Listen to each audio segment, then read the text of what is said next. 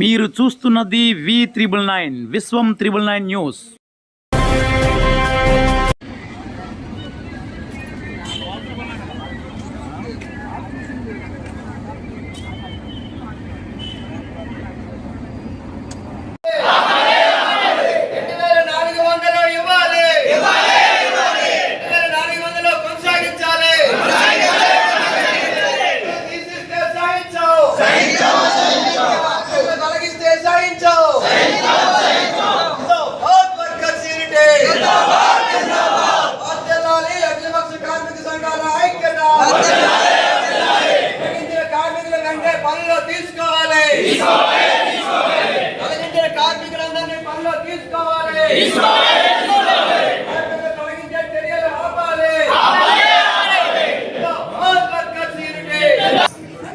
కార్మిక సంఘాల ఆధ్వర్యంలో ఈ రోజు నుండి శనివారం వరకు అన్ని డిపార్ట్మెంట్ హెచ్ఓడి ఆఫీసుల వద్ద భారీ ఎత్తున ధర్నా కార్యక్రమాలు చేయాలని చెప్పేసి పిలిపివ్వడం జరిగింది.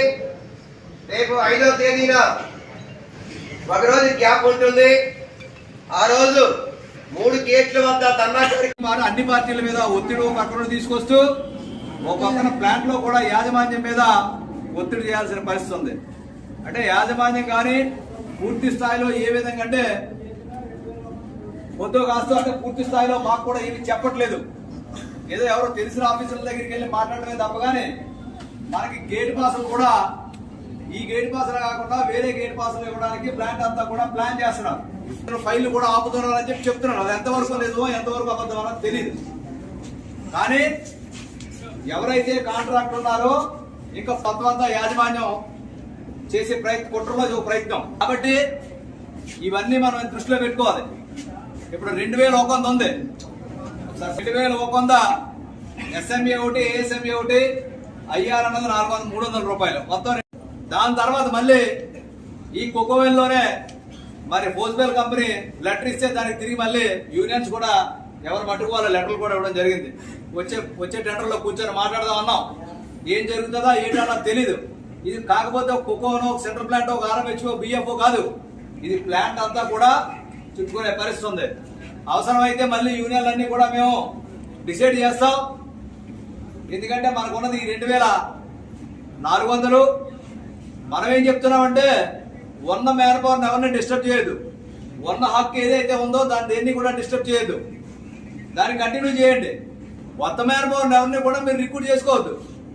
అవసరమైన దగ్గర మీ ఇష్టం ఉన్నప్పుడు మీకు అక్కడ కానీ మ్యాన్ పవర్ పూర్తి స్థాయిలో లేకపోతే అది మీ ఇష్టం. కానీ ఉన్న మ్యాన్ పవర్ ఎవరిని కూడా డిస్టర్బ్ చేయొద్దని చెప్పేసి అనేక సందర్భాల్లో 2000 మంది ఎంప్లాయీలు అందులో. అలాగే సేల్ ప్రకారంగా సేల్ గవర్నమెంట్ కంపెనీ కాబట్టి 1 మిలియన్ ప్లాంట్ కి 2750 మందికి 1 మిలియన్ ప్లాంట్ కి. ఆ విధంగా పోల్చుకున్నట్లయితే విశాఖ స్టీల్ ప్లాంట్ కి దాదాపు 16,000 మంది ఎంప్లాయీస్ ఉండాలి. కానీ ఇప్పుడు ఎంతమంది ఉన్నారు? 12,000 మంది నుంచి ఇప్పుడు ఏమో 1500 మందిని తొలగించే ప్రయత్నం చేస్తున్నారు. ఇది చాలా కుట్ర. ఇది ప్రభుత్వ రంగంలో నడపడానికి యాజమాన్యం కానీ ప్రభుత్వానికి ఉద్దేశం లేదు.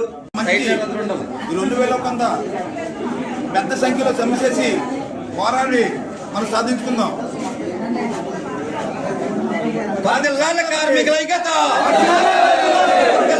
కార్మికుల ఐక్యత.